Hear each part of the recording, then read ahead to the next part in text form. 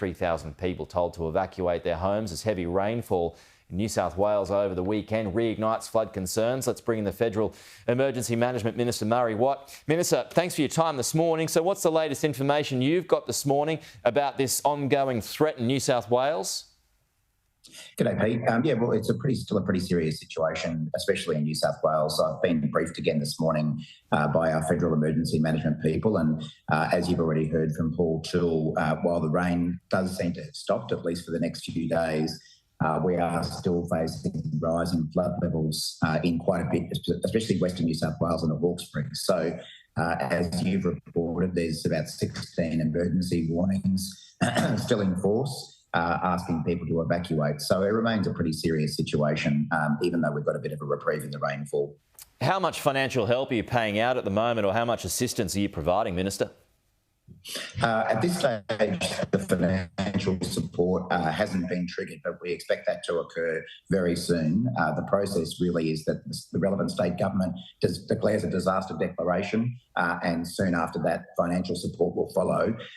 Last week, we jointly declared 27 LGAs as disaster affected in New South Wales with the state government. So I would expect that financial support will start to follow quite soon as a result of that. And certainly, as we see this rainfall unfold and more areas affected, we'd be very willing to provide whatever financial support is needed. Any concerns at this stage about the speed of that process? No, I don't think so, Pete. We've been working very cooperatively with the New South Wales government, and it's certainly something that we've tried to do since we came to office. I think people saw in the floods in July, incredibly quickly, financial support was paid out by the federal and state governments, and that's certainly the approach that we intend to take here as well.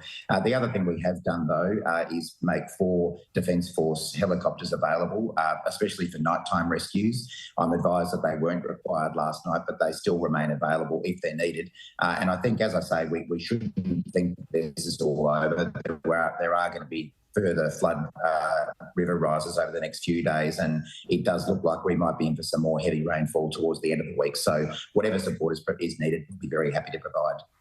Minister, as you know, farmers have yet again been impacted here. Is this going to lead to more price rises?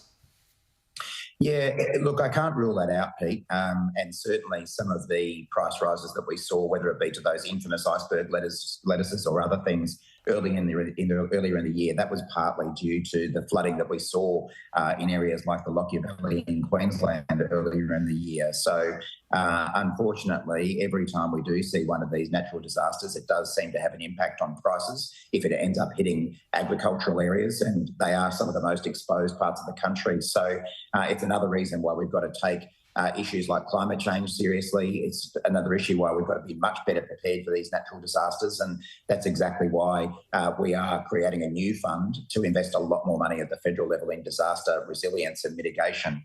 It helps to protect homeowners, it protects farmers, and even ends up protecting consumers at the checkout. OK, I know you've got a busy morning, but just before you go, I want to ask about stage 3 tax cuts. The discussion rumbles on because a firm commitment hasn't been given by the Prime Minister yet. Are you still committed to keeping them as they are? Well, as the Prime Minister made clear yesterday, Petty, our position on this hasn't changed. So that's the position, and nothing has changed up until the budget. Right.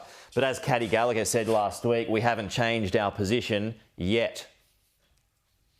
Well, all I can say to you, Pete, is that our position hasn't changed on this matter, and as we approach the budget, our major focus is about making sure that multinationals pay their fair share of tax. That's what we took to the election, and that still remains our key focus. If it's not changed in a few weeks' time in Jim Chalmers' budget, will it be a target for next year's budget? I think we're pretty focused on this year's budget, Pete.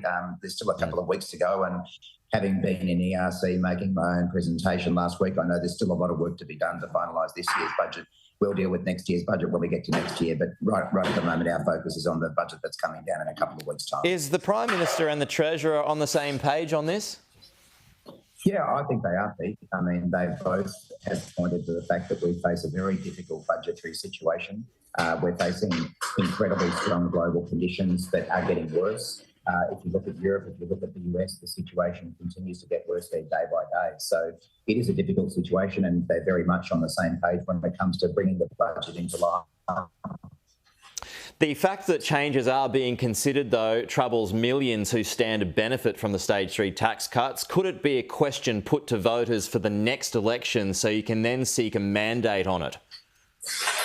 Well, again, Pete, I mean, our focus at the moment is getting this budget into shape. And on a personal level, for me, it's about making sure that we're well prepared for this disaster season.